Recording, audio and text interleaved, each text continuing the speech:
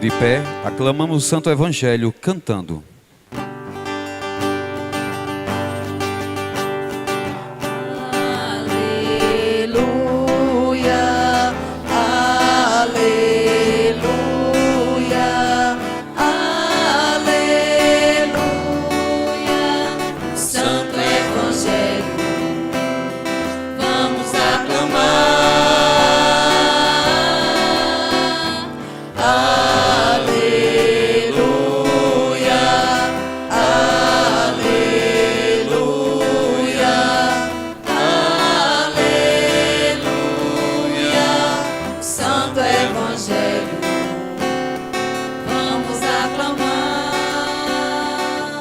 Senhor esteja convosco. Ele está no meio de nós. Proclamação do Evangelho de Jesus Cristo segundo Mateus. Glória a vós, Senhor.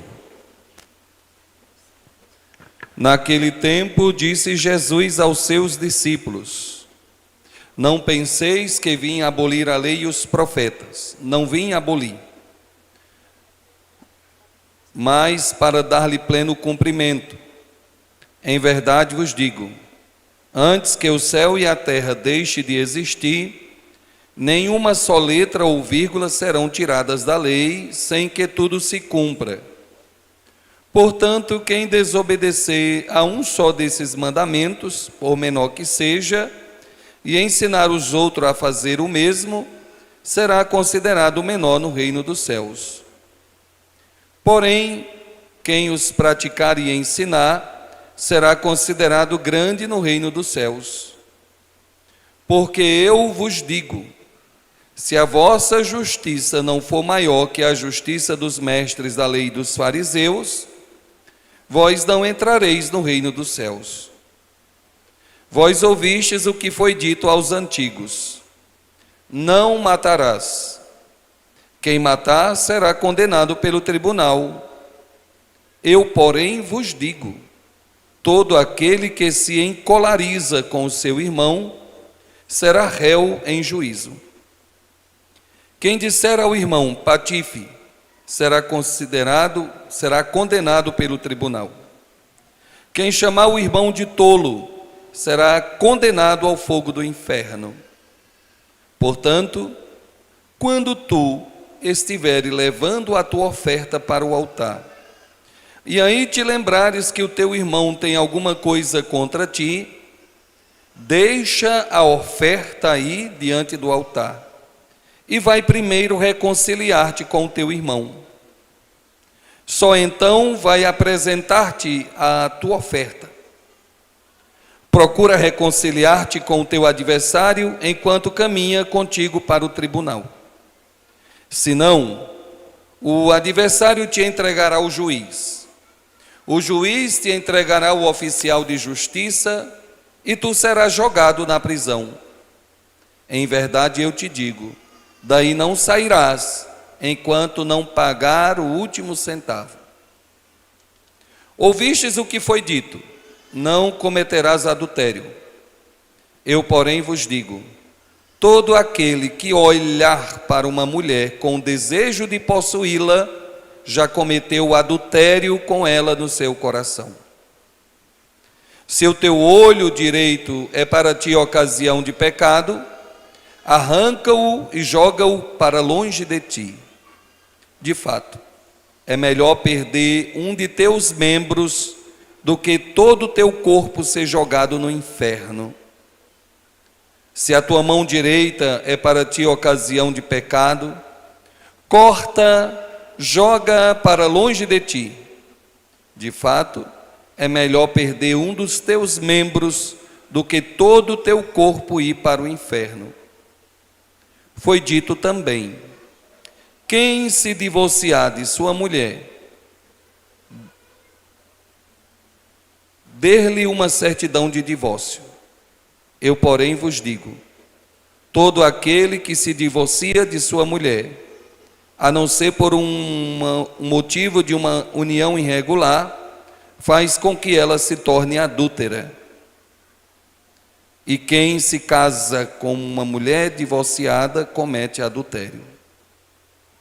Vós ouvistes também o que foi dito aos antigos: não jurarás falso, mas cumprirás o teu juramento feito ao Senhor. Eu, porém, vos digo: não jureis de modo algum, nem pelo céu, porque é o trono de Deus, nem pela terra, porque é o suporte onde apoia os seus pés, e nem por Jerusalém, porque é a cidade do grande rei. Não jureis tão pouco pela tua cabeça, porque tu não podes tornar branco ou preto um só fio de cabelo.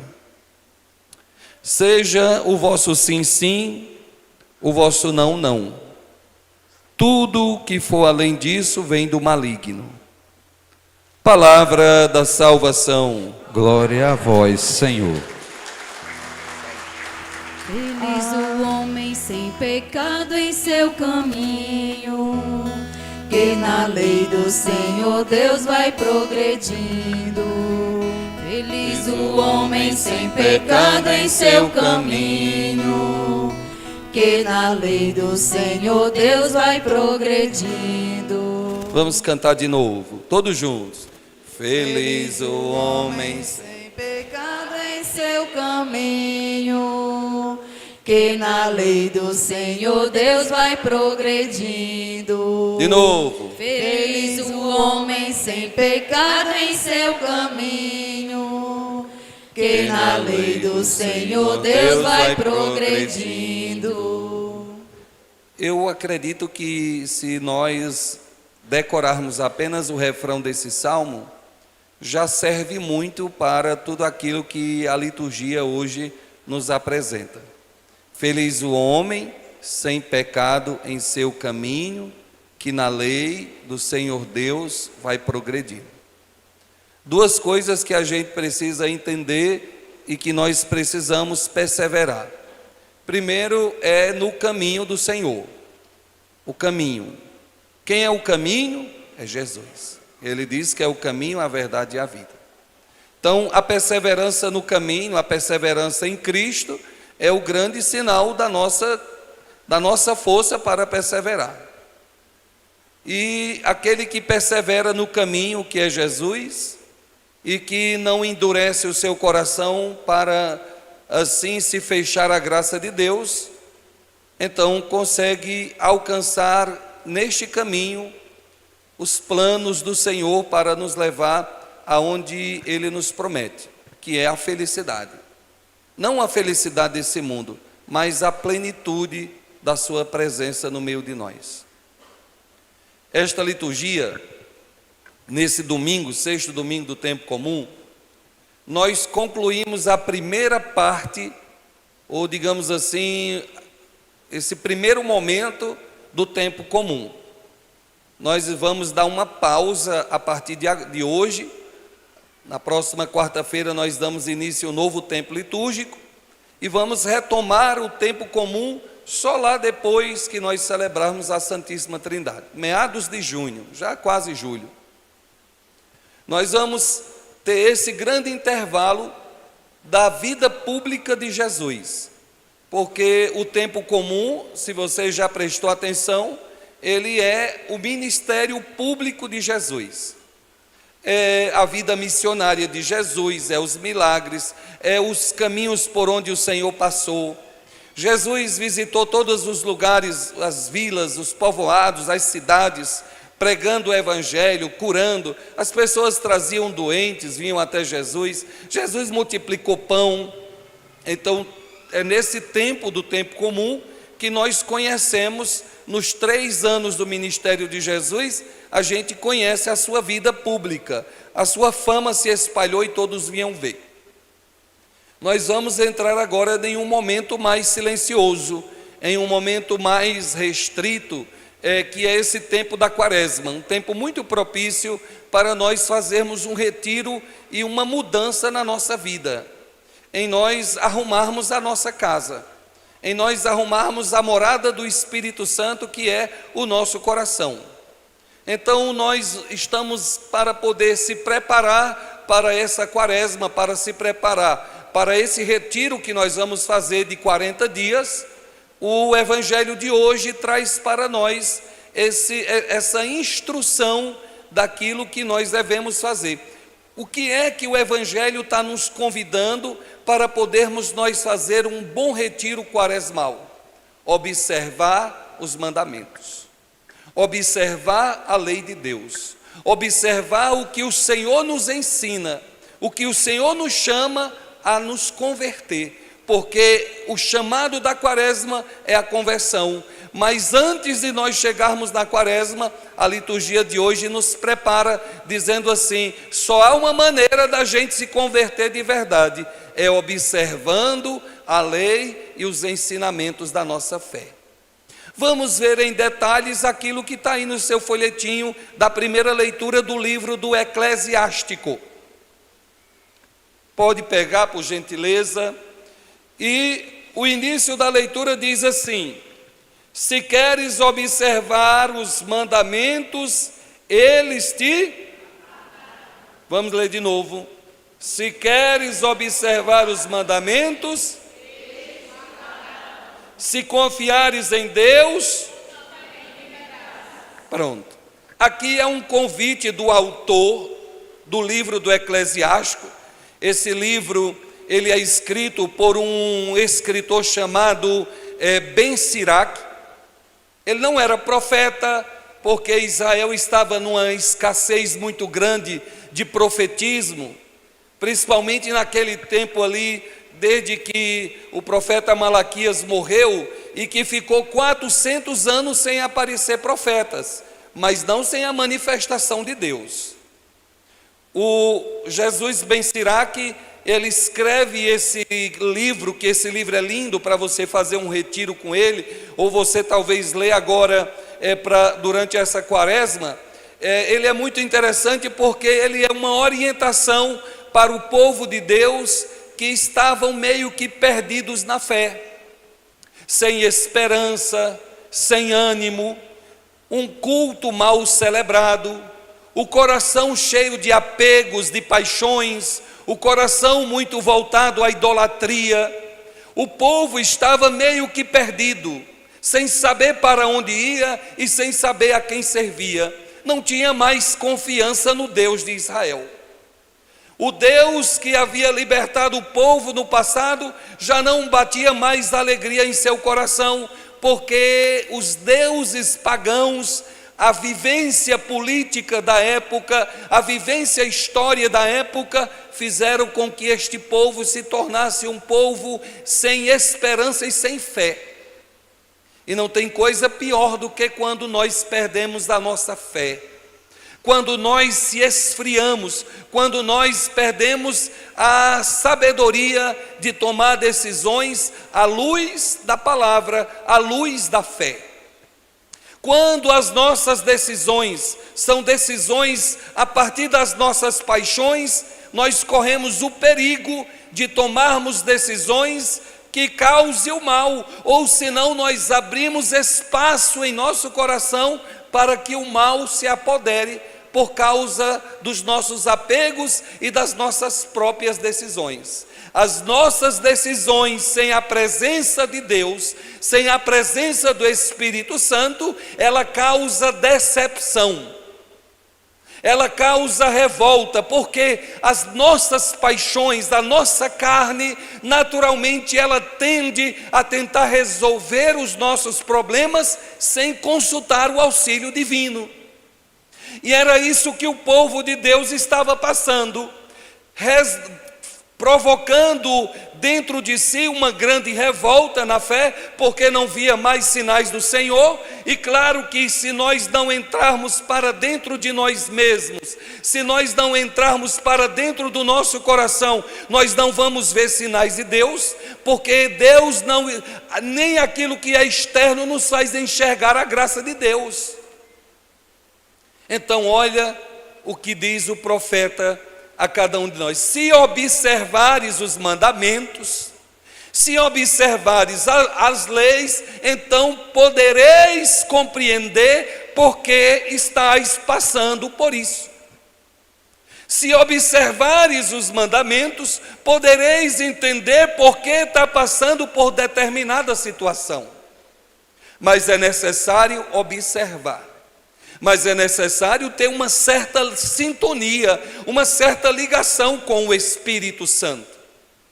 O Espírito Santo é aquele que nos dá a capacidade de nós nos ligar de novo com o Pai, de nós termos em nosso coração a chama acesa, a alegria do fogo que queima e que aquece e que nos impede de tomar decisões precipitadas, de tomar decisões que causem impacto, dor, sofrimento, tristeza, medo, angústia e revolta dentro de nós.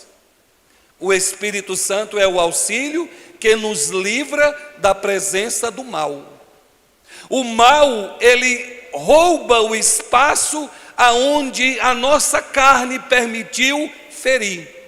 Uma ferida que você sofre em seu coração já é uma brecha para que Satanás vá entrando, vá tomando conta, endurecendo e criando revolta dentro de si.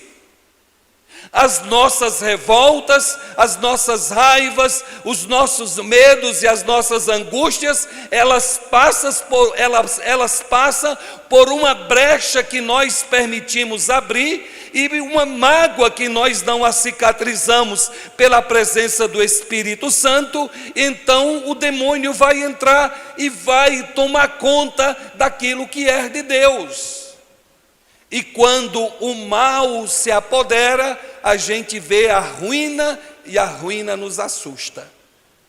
Vocês querem ver um exemplo bem simples e bem impactante que aconteceu nesses dias no meio de nós, no Brasil?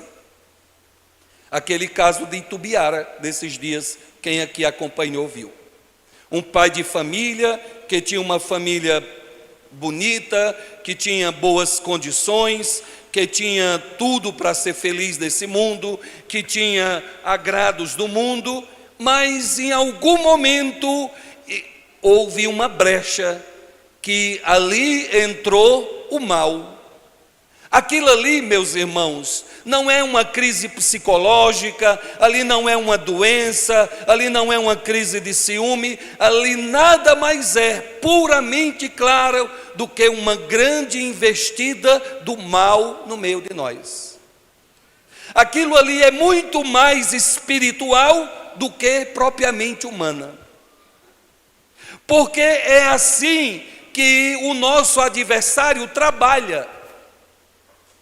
É assim que o nosso inimigo trabalha. Ele procura uma brecha. E qual é a brecha que Satanás procura? O orgulho.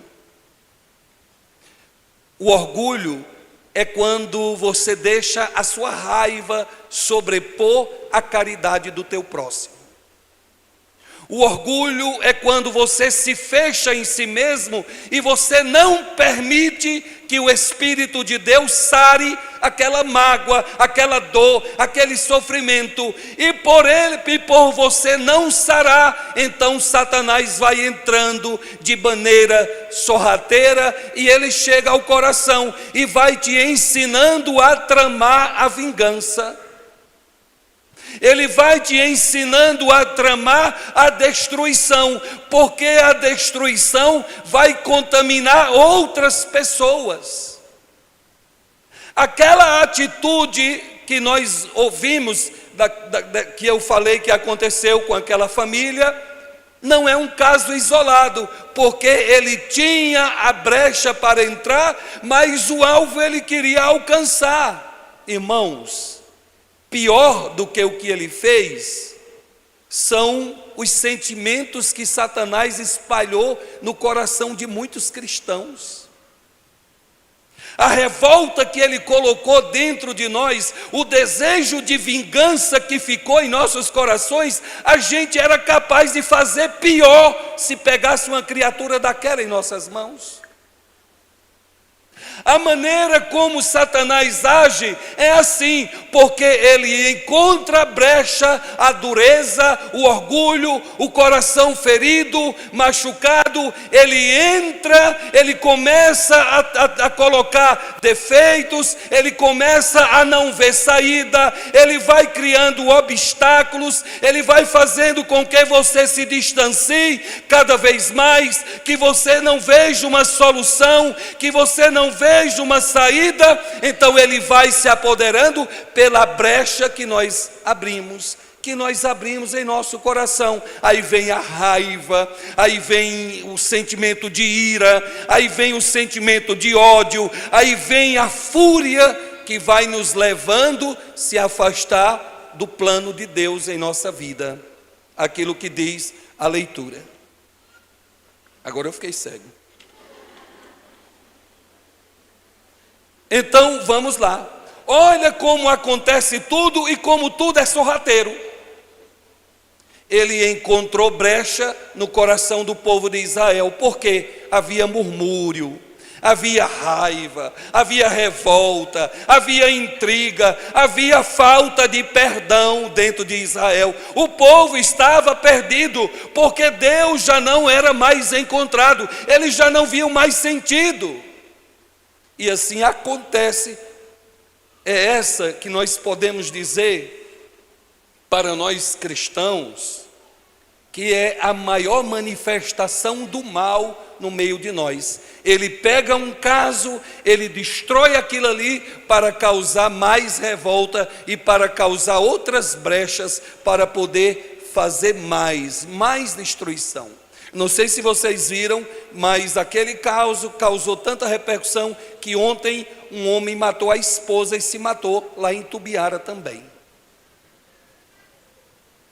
E isso é o que nós sabemos de lá, mas esse caso alcançou muitos corações revoltados, endurecidos, corações em que o amor de Deus já não alcança mais, porque o orgulho tomou conta. E a única maneira que nós podemos combater a força do mal contra nós é uma profunda ligação e uma profunda intimidade com o Espírito Santo.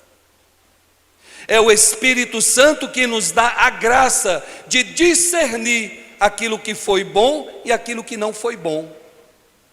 É o Espírito Santo que nos dá o poder de podermos compreender a palavra que Ele nos dá, que Ele nos ensina. O texto do Evangelho de hoje, vamos pegar o Evangelho para a gente concluir. Eu ia falar um pouquinho ainda da primeira leitura, só para a gente voltar um pouquinho à leitura antes e falar do Evangelho. Vamos pegar o versículo 20, para nós fecharmos essa palavra de ordem que o livro do Eclesiástico de Jesus Ben Sirac traz para nós. Versículo 20. Os olhos do Senhor estão voltados para os que o temem. Diga, vamos ler de novo. Ele conhece, de novo, Ele conhece todas as obras dos homens.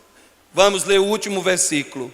Não mandou ninguém como ímpio. Não mandou ninguém como ímpio. Ei, tu que está aqui me ouvindo, não seja ímpio. Não deixe o demônio encontrar brecha em seu coração. Não deixe o demônio encontrar brecha na sua família. Não seja imprudente. Não seja alguém que recebeu o dom de Deus e se fecha. O Espírito Santo me fala que tem gente fechado para Ele agora. Que ouve a palavra e que trouxe a cabeça e que fica com o coração endurecido. O Senhor está batendo na tua porta hoje. Não seja ímpio. Não seja ímpio, porque Deus te quer mais. Deus te chamou para muito mais do que isso. E diz no final da leitura: não mandou ninguém agir como ímpio, e a ninguém deu licença Diga para quem está do seu lado: você não tem permissão de pecar. Deixe de ser teimosa. Deixe de ser teimoso, criatura. O Senhor não te deu permissão de pecar. Diga glória a Deus. Vamos passar para o Evangelho. Texto do Evangelho de Mateus, capítulo 5. Esses 20 versículos que nós acabamos de ouvir traz para nós uma grande lição da vida do cristão. Jesus está falando agora para quem é cristão. Quem é cristão aqui, levante a mão, diga eu. Glória a Deus, diga glória a Deus. Diga aleluia, igreja. Olha o que diz, igreja, para você hoje, aquilo que o Senhor está dizendo. Cadê a igreja? Está por aí? Igreja, escuta. Jesus fala aos seus discípulos: não penseis que vim abolir a lei. Por que que Jesus está dizendo isso? É bom a gente entender, e eu já falei isso para vocês, eu vou repetir hoje novamente. Quando o cristianismo nasce ali com a pregação dos apóstolos, com o anúncio dos discípulos, as comunidades missionárias foram crescendo, o povo foi se juntando em torno da fé na pessoa e na figura do Senhor Jesus. E a maioria dessas pessoas que vieram para a fé eram pessoas que vinham da religião dos judeus, ou da religião de Israel, do povo de Deus. A maioria do povo era judeu, na verdade. E o que é que eles pensaram? Olha, nós agora seguimos a Cristo, nós agora somos de Cristo, nós não precisamos mais obedecer às leis de Moisés, nós não precisamos obedecer os mandamentos, nós não precisamos seguir as orientações dos profetas, nós agora somos de Jesus. Diga, eu sou de Jesus. Aí Jesus agora pega a palavra e diz: ei, você que é meu, ei, você que é cristão, eu não vim abolir a lei. Eu não vim apagar tudo que está lá no Antigo Testamento. Eu não vim agora deixar para trás e criar um novo mandamento, criar uma nova história, e aqui é o grande perigo. Porque na própria Igreja Católica, nós temos grupos que se denominam de teologia de libertação, que eles pregam claramente isso, que há um novo mandamento, mas Jesus está dizendo que não veio abolir, que o mandamento permanece o mesmo, e que esse mandamento, ele se resume mais ainda, porque é o amor a Deus e amor ao próximo. E aqui a gente precisa conhecer e ter bem claro na nossa mente. Jesus diz: olha, eu não vim abolir a lei. Vamos ler de novo o texto, porque eu não quero falar por mim, eu quero que o texto fale a você. Não pense, vamos, leia, pegue comigo o versículo 17. Não penseis, todos.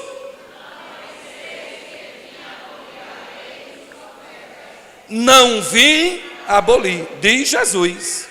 Mas o que foi que ele veio fazer? Dar-lhe pleno cumprimento. De novo, dar-lhe. O que é que Jesus está dizendo para nós, irmãos? Ele veio fazer cumprir a lei. Ele veio fazer cumprir os mandamentos, os ensinamentos. Não é uma novidade, mas é o cumprimento. Diga para quem está do seu lado: não é novidade, é cumprimento. Pergunte: você está cumprindo os mandamentos de Deus na sua vida? Vocês sabem os mandamentos da lei de Deus, igreja? Quem sabe os mandamentos, dê um sinalzinho aí para mim ver quem sabe. Quem não sabe, vamos dizer para os que não sabem. Primeiro. Segundo. Terceiro. Quarto. Quinto. Sexto. Sétimo.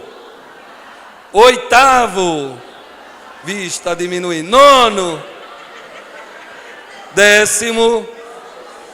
Se percebe que tem muitos que não sabem todos. É bom voltar para a catequese.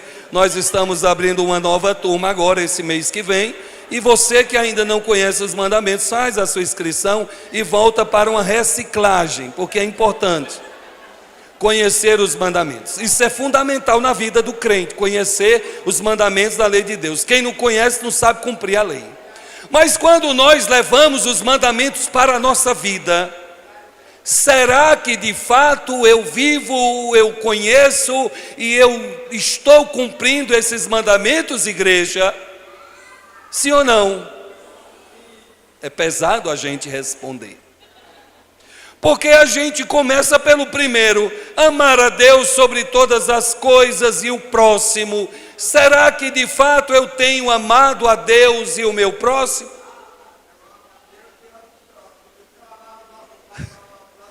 Muito bem, seu Cos. Glória a Jesus pelo Senhor. O amor de Deus não é apenas da boca para fora. O amor de Deus é a vivência, a experiência profunda que nós fazemos com aquilo que Ele nos ensinou. É a capacidade que o Espírito Santo nos dá em compreender aquilo que o Pai quer de nós. O amor sem endurecer o nosso coração. É por isso que Jesus vai dizer: olha, os antigos ensinaram a vocês, não matarás. Mas aí Jesus diz, mas não é só não matarás, é não desejar a morte do outro. Porque nós podemos, irmãos, aqui talvez todo mundo aqui, ninguém tirou a vida de alguém, mas dentro do coração nós já matamos muitas pessoas. Vontade de matar não faltou em nenhum de nós. Eu tenho certeza que se no dia do julgamento for aparecer um telão e Deus botar aqui vai ser todas as pessoas que você teve vontade de matar. Olha, vai ter pessoas que tem um cemitério inteiro. Porque é a vontade que nós precisamos corrigir, não é apenas o mandamento, porque seguir o mandamento é fácil, mas deixar dentro do coração é pior ainda. É por isso que Jesus está dizendo, é preciso corrigir dentro para poder viver fora. Porque o desejo está dentro e não fora.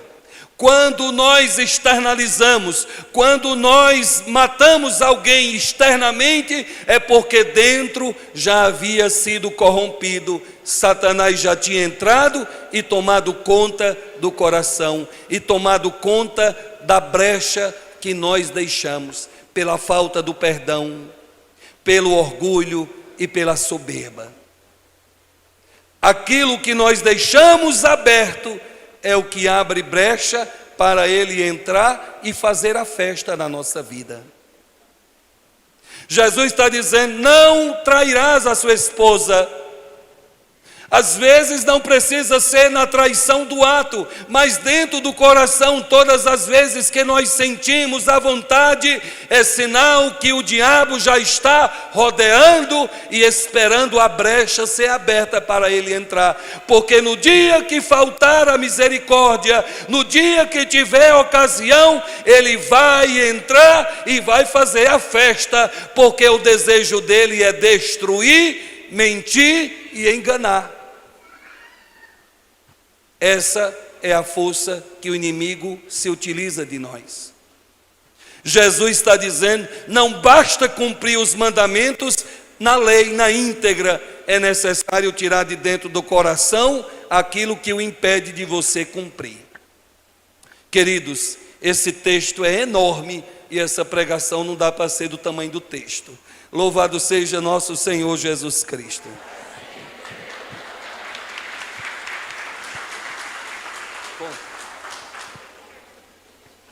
Se foi para Jesus, aplauda melhor, porque Ele merece toda a honra, toda a glória.